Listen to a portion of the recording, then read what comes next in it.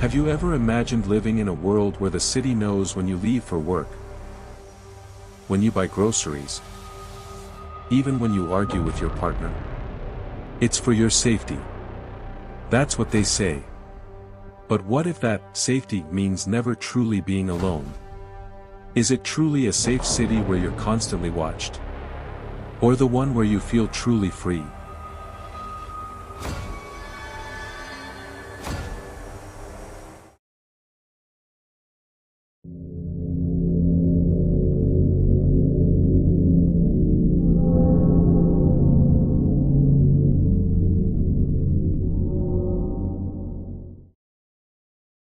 Imagine waking up in a city that listens.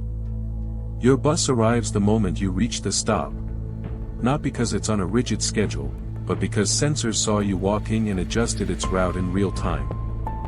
A water main leak is sealed automatically before the first drop hits the pavement.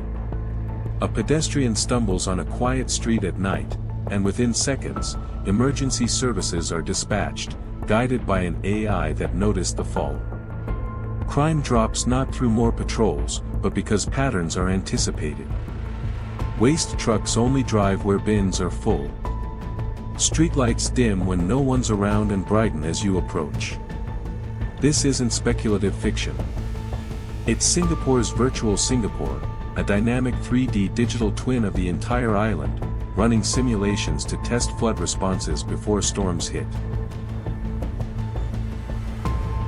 It's Songdo, South Korea, where 70% of buildings feed into a centralized operating system, managing everything from energy to trash via underground pneumatic tubes.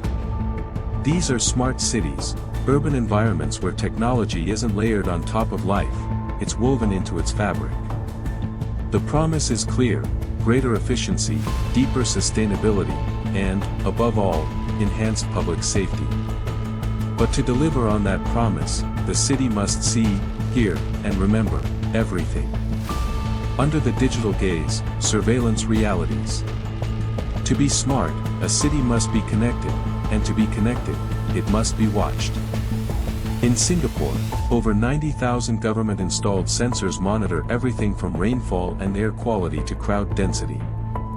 Public buses feed location data every second. Cameras equipped with AI don't just record, they analyze. In Hangzhou, China, the city brain system uses real-time video from thousands of cameras to optimize traffic flow, reducing congestion by 15% in pilot zones. But it also flags jaywalkers, linking their faces to identity databases within seconds. In London, live facial recognition is deployed in certain boroughs, scanning crowds for persons of interest. The data doesn't stop at faces. Gait analysis, recognizing people by how they walk, is already in field testing. Thermal imaging detects unusual heat signatures in buildings. Audio sensors listen for gunshots or glass breaking. Every interaction becomes a data point: which park bench you sit on, which bus you board, how long you linger at a protest. All of it is aggregated, not into a single file on you, but into a behavioral profile: your routines, your affiliations, your anomalies. One European city's pilot project showed that just 4 random location pings could uniquely identify 95% of its residents, even if names were stripped. Anonymity, in this context, is not erased by malice. It's dissolved by design. In Toronto, the Sidewalk Labs project was halted after residents demanded more transparency about data ownership. In Barcelona, a public survey found 68% supported smart infrastructure, but only 29% trusted the city to protect their privacy. "I don't mind the city knowing my bus route," one resident told researchers. "But I don't want it knowing why I'm on that bus." The tension isn't between progress and fear. It's between collective benefit and individual consent.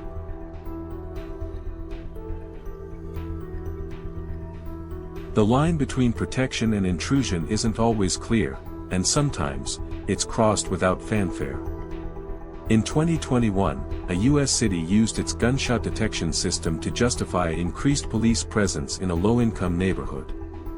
Arrests rose, but most were for minor offenses unrelated to violence.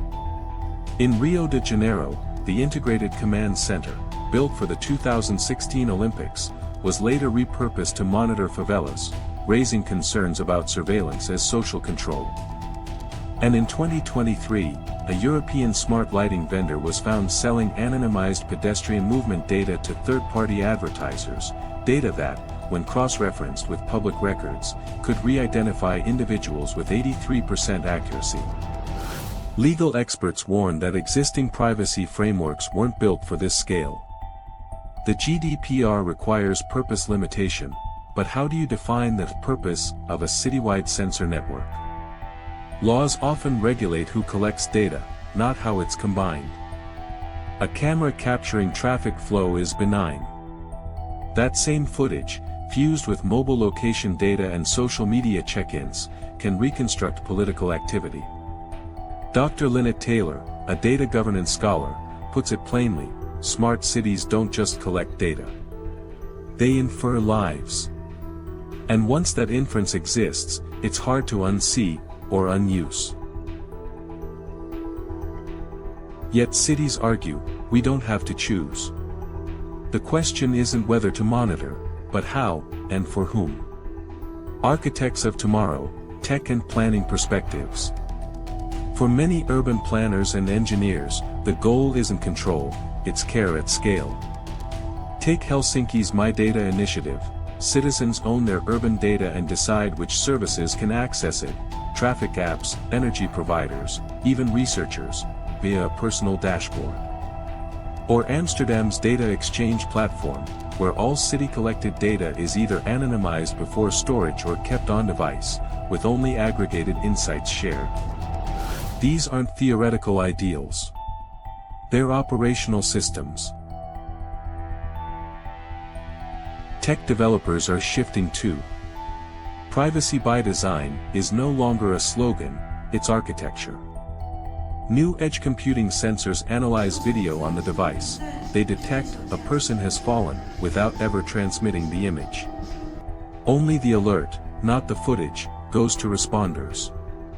Differential privacy adds statistical noise to datasets so individuals can't be singled out, even in analysis. Homomorphic encryption lets planners run models on encrypted data, learning from patterns without ever seeing raw inputs. Dr. Carlo Ratti, director of MIT's Sensible City Lab, frames it this way: a smart city shouldn't be smart instead of its citizens. It should be smart with them. That means transparency. Real-time public dashboards showing what data is collected, why, and how long it's kept. It means redress, the right to query, correct, or delete your inferred profile. And it means purpose binding, legally enforceable limits on how data can be reused, even if technically possible. The most promising smart cities aren't built top-down. They're co-created. In Barcelona, the Decidim platform lets citizens propose, debate, and vote on how smart tools are deployed, leading to bans on predictive policing and mandates for open-source algorithms. A truly intelligent city, then, isn't defined by how much it knows. It's defined by how wisely it forgets. It remembers enough to keep streets safe and services efficient, but it forgets the rest. It optimizes for resilience, equity, and dignity, not just efficiency. So ask yourself, what kind of city do you want to live in? One that predicts your needs, or one that respects your silence? One that sees everything, or one that sees you?